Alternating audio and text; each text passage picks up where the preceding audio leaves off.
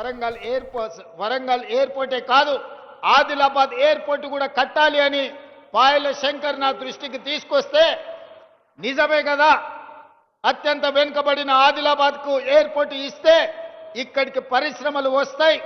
తెలంగాణ రాష్ట్రానికే కాదు పక్కనున్న మహారాష్ట్రకు సంబంధించిన వాళ్ళు కూడా ఇక్కడ టైగర్ రిజర్వ్ ఫారెస్ట్లు ఉన్నాయి.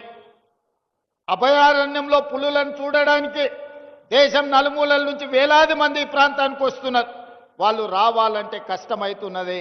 మనకి ఎయిర్పోర్ట్ ఉండాలి అని ఆలోచన చేసినాం. ఈరోజు మేము భూమి ఇస్తే రక్షణ శాఖకు సంబంధించిన రాజ్నాథ్ సింగ్ గారు సహకరిస్తామన్నారు. ఏవియేషన్ మినిస్టర్ రామ్మోహన్ నాయుడు గారు అనుమతులు ఇస్తామన్నారు.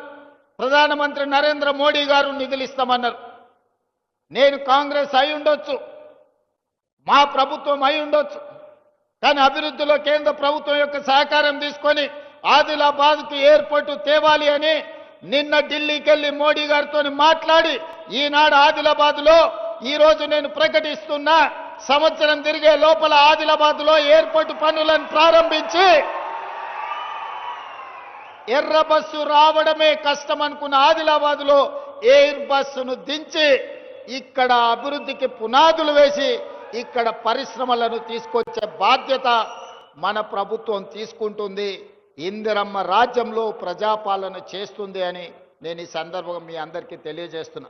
మిత్రులారా, నేను పిసిసి అధ్యక్షుడిగా బాధ్యత తీసుకున్న తర్వాత 4-5 రోజుల్లోనే మొట్టమొదటి పర్యటనకు వచ్చింది ఆదిలాబాదు జిల్లా నిర్మల్ నియోజకవర్గానికి వచ్చిన నేను మొదటి కార్యక్రమాన్ని ఆదిలాబాద్ నుంచే ప్రారంభించిన. మొదటి బహిరంగ సభ దళిత గిరిజన దండోర కార్యక్రమాన్ని ఇంద్రవల్లిలో పెట్టి మిత్రులు ప్రేమ్ సాగర్ రావు గారు బాధ్యత తీసుకొని ఆనాడు పెద్ద ఎత్తున దళిత గిరిజన దండోర దళితుల కోసం, గిరిజనుల కోసం, ఆదివాసీల హక్కుల కోసం పోరాటానికి పౌరుషానికి మారు పేరైన కొమరం భీముడి స్ఫూర్తితో రామ్జీ గోండును ఆదర్శంగా తీసుకొని ఈ ఆదిలాబాదు గడ్డ మీద నుంచే ఆనాటి ప్రభుత్వం మీద పోరాటాన్ని ప్రకటించినాం.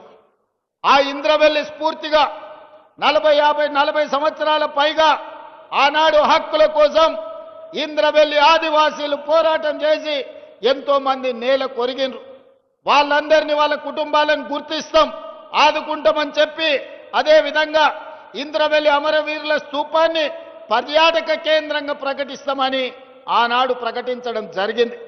ప్రభుత్వం వచ్చిన తర్వాత మొదటి సంతకం ఇంద్రవెల్లి అమరుల స్తూపాన్ని పర్యాటక కేంద్రంగా ప్రకటించడమే కాకుండా ఆ కుటుంబాలకు ఇందిరమ్మ ఇండ్లు కట్టుకోవడానికి నష్ట పరిహారం ఇవ్వడానికి ఆనాటి అమరులను మన ప్రభుత్వం ఆదుకున్నది. అదే కాకుండా ఆనాడు ప్రేమ్ సాగర్ రావు గారు అన్నారు, మీ పాలమూరు జిల్లాను ఎట్లయితే అభివృద్ధి చేసుకుంటావో మా ఆదిలాబాదును కూడా మీరు దత్తత తీసుకోవాలి, ఆదిలాబాదును అభివృద్ధి చేయాలని మిత్రులు ఆనాడు చెప్పడం జరిగింది. నేను ఈరోజు ఈ వేదిక మీద నుంచి స్పష్టంగా ఆదిలాబాదు బిడ్డలకే కాదు 4 కోట్ల తెలంగాణ ప్రజలకు నేను చెప్పదలుచుకున్నా, 100% అత్యంత వెనుకబడిన ఆదిలాబాదు జిల్లాను అభివృద్ధి చేసే బాధ్యత రాష్ట్ర ముఖ్యమంత్రిగా నేను తీసుకుంటా. రాబోయే 2 నెలల్లో ప్రత్యేకమైన ప్రణాళికలు తీసుకొని ఇక్కడికే వచ్చి ఎంపీ నగేష్ గారు చెప్పినట్టు ప్రతి నియోజకవర్గానికి ఉమ్మడి ఆదిలాబాదు జిల్లా యొక్క అభివృద్ధికి సంబంధించి సమీక్ష సమావేశాలు కలెక్టర్లను వివిధ శాఖల అధికారులను అక్కడికే పిలిపించి రోజు మొత్తం సమీక్ష చేసి మీ సమస్యలకు పరిష్కారం చూపించి మీ అభివృద్ధి పనులకు నిధులను మంజూరు చేసే బాధ్యత నేను తీసుకుంటా. మళ్ళీ తొందరలోనే ఆదిలాబాద్కు వచ్చి అభివృద్ధి మీద సమీక్ష చేస్తా. అదేవిధంగా సాగునీరు ఆనాడు ప్రాణహిత చేవెళ్ల ప్రాజెక్టు 2007-8లో డాక్టర్ వైఎస్ రాజశేఖర రెడ్డి గారు తుమ్మిడేటి నుంచి మొదలుపెట్టి చేవెళ్ల వరకు 16 లక్షల ఎకరాలు 38,500 కోట్ల రూపాయలతో పనులను ప్రారంభించాడు. దానికి కాక వెంకటస్వామి గారు డాక్టర్ బాబాసాహెబ్ అంబేద్కర్ గారి పేరు పెట్టాలి, ఆదిలాబాద్కు నీళ్లు ఇవ్వాలని ఆనాడు కాక వెంకటస్వామి గారు ప్రయత్నం చేస్తే వైఎస్ రాజశేఖర రెడ్డి గారు డాక్టర్ బాబాసాహెబ్ అంబేద్కర్ ప్రాణహిత చేవెళ్ల ప్రాజెక్టును పనులు ప్రారంభించడమే కాకుండా ఆదిలాబాదుకు నీళ్లు ఇవ్వాలి అని వందలాది కోట్ల రూపాయలు ఖర్చు పెట్టి ప్రాంతంలో పనులు చేసిండ్రు. కానీ తెలంగాణ రాష్ట్రం వస్తే ఈ ప్రాజెక్టులు వేగంగా పనులు అవుతాయి, మీకు నీళ్లు వస్తాయని మేము అనుకున్నాం. పాపం ఒక పెద్దాయన రూపంలో మీకు దయ్యమై పట్టిండు, మీ ప్రాజెక్టును కాలగర్భంలో కలిపిండు. ఆయన ఉద్దేశమేందో దురుద్దేశమేందో నాకు తెలియదు. పేరు మార్చిండు, ఊరు మార్చిండు, అంచనాలు మార్చిండు. పేరు కాళేశ్వరమైంది, ఊరు ఇంకెక్కడికో పోయింది. అంచనాలు 1,50,000 కోట్లయినాయి. 10 ఏళ్ళు తిరిగే లోపల 1,00,000 కోట్లు ఖర్చు పెట్టిండు. కాళేశ్వరం కడితే 3 ఏళ్లలోనే కూలేశ్వరం అయిపోయి కూలిపోయింది. ఆదిలాబాద్కు మాత్రం చుక్క నీరు రాలే. ఆయన ఇంట్లో కనక వర్షం కురిసింది తప్ప మన భూముల్లో బీడు భూముల్లో చుక్క నీరు రాలే. అందుకే ఇవాళ ఈ వేదిక మీద నుంచి స్పష్టంగా మీ అందరికి మాట ఇవ్వదలుచుకున్న మిత్రులు నగేష్ గారికి శంకర్ గారికి కూడా విజ్ఞప్తి చేస్తున్నా. ఆనాడు ఉమ్మడి రాష్ట్రంలో 148 మీటర్ల ఎత్తుకు అనుమతి ఇచ్చిండ్రు. కానీ ఆనాటి ప్రభుత్వం 152 మీటర్ల ఎత్తుకు అనుమతిస్తే ఆదిలాబాద్లో పెద్ద ఎత్తున సాగునీరు అందించవచ్చని ప్రణాళికలు ఉన్నాయి. దానికి కొంత మహారాష్ట్ర ప్రభుత్వం అభ్యంతరం పెట్టింది. ఆ తర్వాతి కాలంలో 150 మీటర్లకు అనుమతి ఇవ్వడానికి సూత్రప్రాయంగా మహారాష్ట్ర ప్రభుత్వం ఒప్పుకున్నది. కానీ తెలంగాణ ప్రభుత్వమే ఆనాడు పెడచెవిన పెట్టింది. తుమ్మిడేటి దగ్గర ఉండాల్సిన ప్రాజెక్టు తరలిపోయి చిన్న కాళేశ్వరం, మేడిగడ్డ, అన్నారం, సుందిళ్ల పేరు మీద ఎక్కడికో కిందికి తరలిపోయింది. కరీంనగర్ జిల్లాలో నిర్మాణం జరిగింది. అదైనా మంచిగా జరిగిందా అంటే 1,00,000 కోట్లు ఈరోజు గోదావరి పాలైపోయినాయి, గోదావరిలో కొట్టుకపోయినాయి. పాపం ఊరికే పోదు అన్నట్టు ఈరోజు ఎన్ని బాధలు పడుతుర్రో సూరు. సొమ్ము వచ్చిన తర్వాత సొంత పిల్లలే కత్తులతో పొడుచుకుంటుర్రు. ఎప్పుడైనా అక్రమ సంపాదన, అన్యాయపు సొమ్ము వస్తే కుటుంబంలో కూడా ప్రశాంతత ఉండదు. ఇవాళ కండ్లతో చూస్తున్నాం. బిడ్డో దిక్కు, కొడుకో దిక్కు, అల్లుడో దిక్కు, ఆయన శాతగాక ఎక్కడ వండుకున్నాడో మీరు అందరు చూస్తున్నారు. ప్రజల సొమ్ము తిన్నోడు ఎవడు బాగుపడడు. ఇవాళ ప్రజలకింత చేస్తే మనం ఏదన్నా దాంట్లో బుక్క తిన్నామంటే అర్థం ఉంది. కానీ ప్రజలందరినీ ఎండబెట్టి పండబెట్టి ఉన్నదంతా మనమే తింటే నాది నాదే నీది కూడా నాదే అన్నాడు చరిత్రలో ఎవ్వడు బాగుపడ్డాడు లేడు. ఇవాళ నడుస్తున్న చరిత్ర కూడా అదే. ఇవాళ పైసల పంచాయతీ తప్ప వాళ్ళ ఇంట్లో ఇంకో పంచాయతీ లేదు. అందుకే ఈరోజు 150 మీటర్ల ఎత్తున ప్రాణహిత చేవెళ్ల తుమ్మిడియేటి దగ్గర ప్రాజెక్టు కట్టాలి అని మా సాగునీటి పారుదల శాఖ మంత్రి ఉత్తమ్ కుమార్ రెడ్డి గారికి ఆదేశాలు ఇవ్వడం జరిగింది.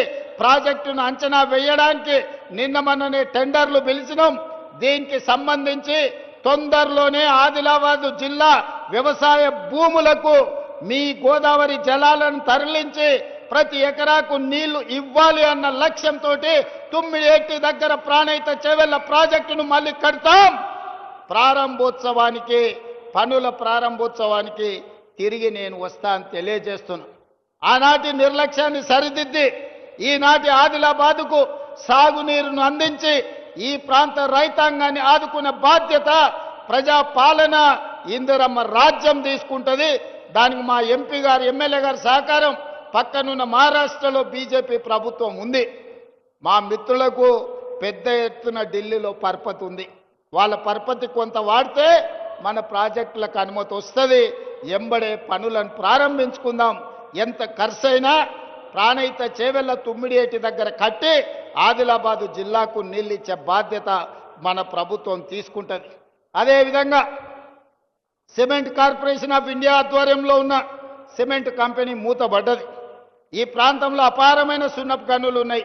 ఇక్కడ సిమెంట్ కంపెనీ పెడితే బ్రహ్మాండంగా నడుస్తుంది. కేంద్ర ప్రభుత్వంతో మాట్లాడి తొందరలోనే ప్రైవేటు పెట్టుబడిదారులను తీసుకొచ్చి ఇక్కడ పెద్ద ఎత్తున సిమెంట్ కంపెనీని మళ్ళీ ప్రారంభింపజేసి ఈ ప్రాంతంలో ఉండే నిరుద్యోగ యువకులకు వేలాది మందికి ఉద్యోగ ఉపాధి అవకాశాలు కల్పించి వ్యాపార కేంద్రంగా ఆదిలాబాదును తీర్చిదిద్దే బాధ్యత మన ప్రభుత్వం తీసుకుంటుంది. మీకు సిమెంట్ పరిశ్రమను ప్రారంభించే విధంగా మన ప్రభుత్వం చర్యలు చేపడుతుంది. అదేవిధంగా విద్య, నేను మొదటి నుంచి కూడా నేను చెప్తున్నా, ఎక్కడైతే ఎడ్యుకేషన్, ఎక్కడైతే ఇరిగేషన్ ఉంటుందో, ఎక్కడైతే కమ్యూనికేషన్ ఉంటుందో ఆ ప్రాంతం అభివృద్ధి చెందుతుంది.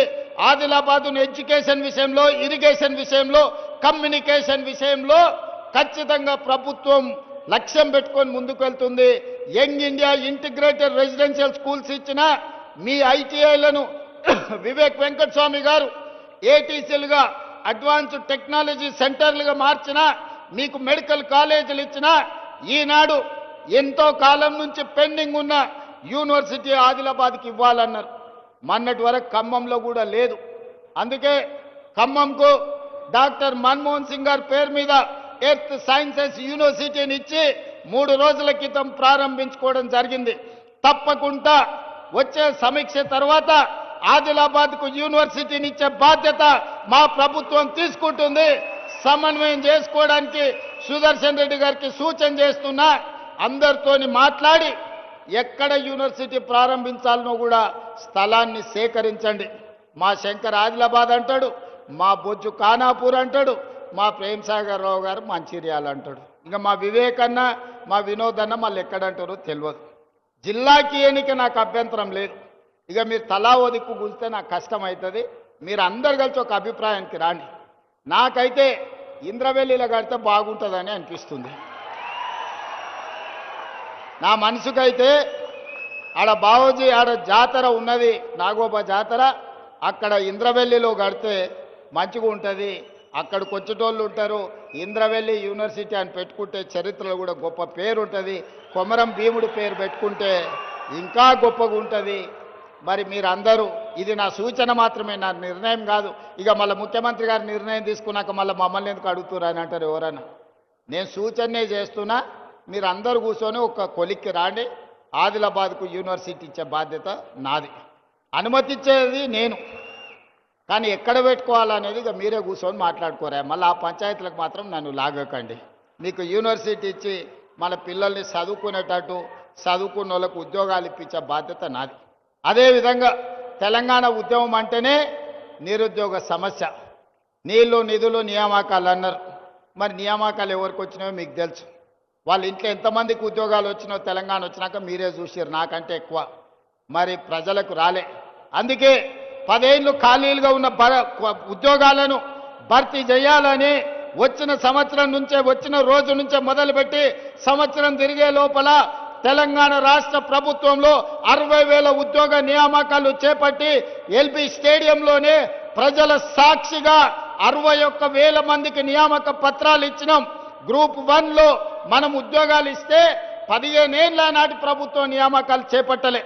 నేను ప్రక్షాళన చేసి తెలంగాణ పబ్లిక్ సర్వీస్ కమిషన్ పెద్ద ఎత్తున పారదర్శకంగా పరీక్షలు నిర్వహించి 563 మంది గ్రూప్ 1 అధికారులను ఆనాడు సెలెక్ట్ చేస్తే కోట్ల రూపాయలు ఇచ్చి కొనుక్కున్నారని పేదోళ్ళ పిల్లల్ని, వాళ్ళ చదువులను వాళ్ళని అవమానించారు.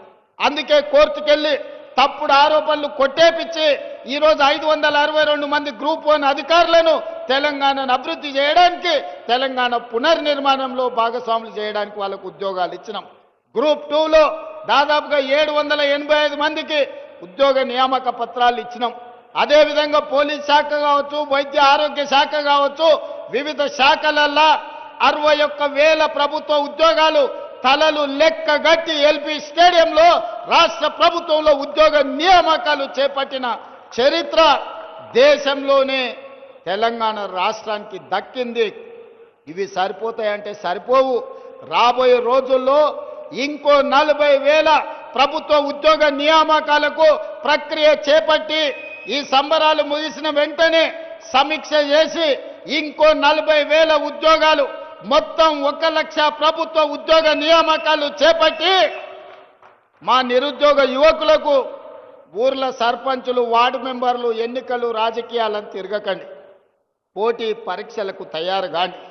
మీరు అధికారులు కావాలి, మీరు డాక్టర్లు, లాయర్లు, ఇంజనీర్లు కావాలి, మీరు ఐఏఎస్లు, ఐపీఎస్లు కావాలి, తెలంగాణ రాష్ట్ర పునర్నిర్మాణంలో భాగస్వాములు కావాలి. అప్పుడే మీ అన్న రేవంత్ అన్న సంతోషంగా ఉంటాడు. మా యువకులు చదువుకొని తెలంగాణ రాష్ట్రానికే కాదు దేశ స్థాయిలో ఐఏఎస్లు ఐపీఎస్లై ఏ రాష్ట్రానికి పోయినా నాది తెలంగాణ, నేను తెలంగాణ నుంచి ఐఏఎస్ అయి మధ్యప్రదేశ్, మహారాష్ట్ర, రాజస్థాన్, గుజరాత్ ప్రతి రాష్ట్రంలో మన పిల్లలు ఐఏఎస్లు ఐపీఎస్లు కావాలన్నదే నా లక్ష్యం. అందుకే బాగా చదువుకోండి. మీకు స్కాలర్షిప్లు ఇచ్చే బాధ్యత, మీకు చదువుకోవడానికి పాఠశాలల నుంచి యూనివర్సిటీల వరకు ఇచ్చే బాధ్యత, మిమ్మల్ని ప్రోత్సహించే బాధ్యత ఈ ప్రభుత్వం తీసుకుంటుంది.